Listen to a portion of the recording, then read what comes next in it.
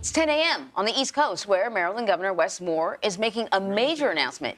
He plans to pardon 175,000 marijuana convictions in the state. The governor alone.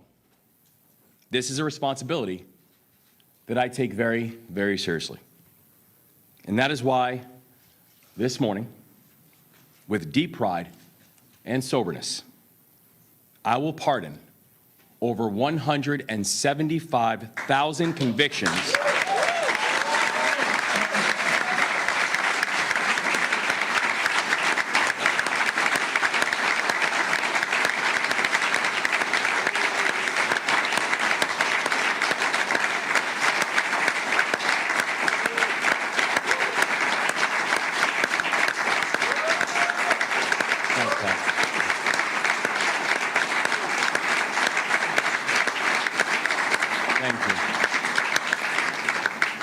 Thank you all. We need to stop that so I can get you to sign your pardon. But I will pardon these convictions. All convictions related to the possession of cannabis and cannabis paraphernalia. Maryland legalized cannabis by referendum. This administration has stood up what many believe to be one of the most equitable and efficient adult cannabis market rollouts of any state in the entire country. In March, we conducted our first adult use cannabis licensing round, and all 174 licenses were awarded exclusively to social equity applicants.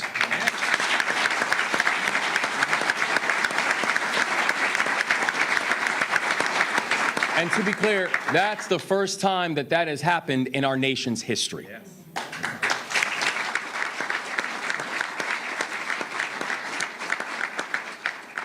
And yet, we know that legalization does not turn back the clock on decades of harm that was caused by this war on drugs. Legalization does not erase the fact that nearly half of all drug arrests in Maryland during the early 2000s were for cannabis. It doesn't erase the fact that Black Marylanders were 3 times more likely to be arrested for cannabis than white Marylanders before legalization.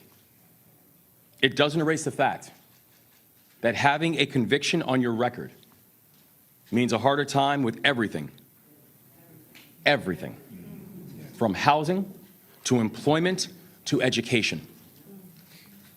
It doesn't erase the fact that people who were arrested for cannabis 3 or 4 or 40 years ago still have those convictions on their records to this day. We cannot celebrate the benefits of legalization if we do not address the consequences of criminalization.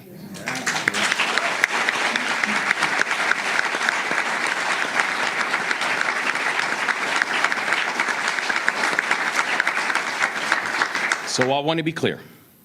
When it comes to cannabis, rolling out one of the best and most equitable legal markets in the country is incredibly important. But that rollout must go hand in hand with pardoning past conduct, and Maryland is going to lead by example. Yes, yes.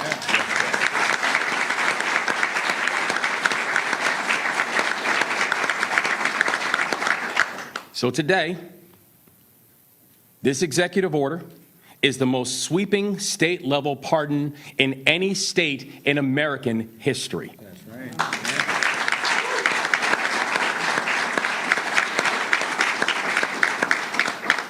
And the action that we take together this morning is going to directly impact tens of thousands of Marylanders. So first, I will grant pardons to Marylanders who have been convicted for misdemeanor possession of cannabis. And second, I will grant full pardons to Marylanders who have been convicted of certain misdemeanor possession crimes of drug paraphernalia. So we aren't nibbling around the edges. We are taking actions that are intentional, that are sweeping, and unapologetic. And this is the largest such action in our nation's history. But there's a reason that we're being so intentional today. And there's a reason that we're moving so swiftly. And that reason is because we've studied our history. Policymaking is powerful. And if you look at the past, you see how policies have been intentionally deployed to hold back entire communities. We're talking about tools that have led to the mass incarceration of black men and boys. We're talking about tools that have led to restricted access to jobs and housing in minority communities.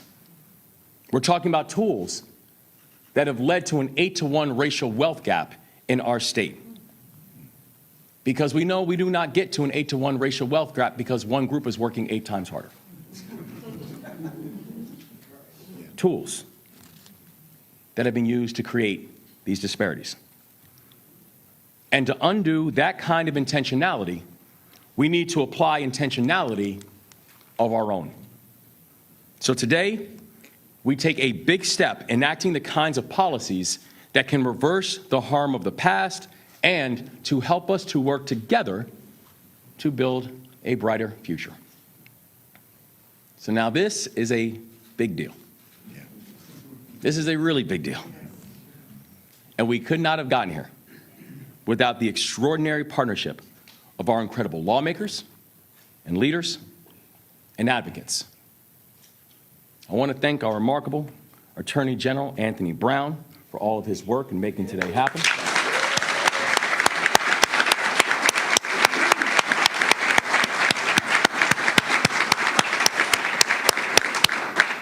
I want to thank Jason Ortiz and all of his colleagues at the Last Prisoner Project.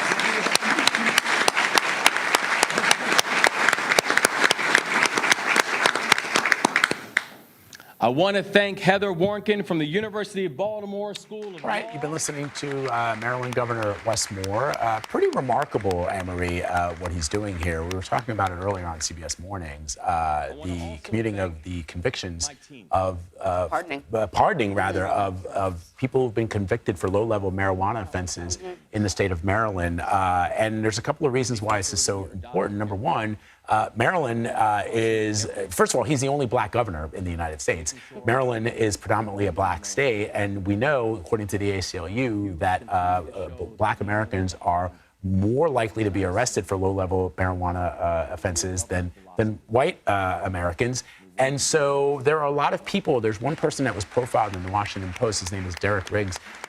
He last served time for a low-level marijuana offense 16 years ago. Right. And 16 years later, he still can't get loans. He can't get, even if he's working, he's working on the fringes, all because of this conviction that happened many, many years ago when he was probably not as aware of what his options are as he is today. Yeah, and it's part of a kind of in line with a broader shift when it comes to the American population and how they feel about marijuana. More and more people think marijuana should be decriminalized or legalized, and it follows President Biden's moves as well. Which he then encouraged governors to do what he was doing. He did something very similar with federal offenses for simple marijuana possession, and then he asked governors to do the same. He's made steps towards loosening and reclassifying marijuana. So all of this sort of fits into a broader agenda, which also I'm sure the president hopes will endear him to younger voters, because you can't forget about the fact that all of this is happening during an election year, right? I think it's also just important to hammer home that point that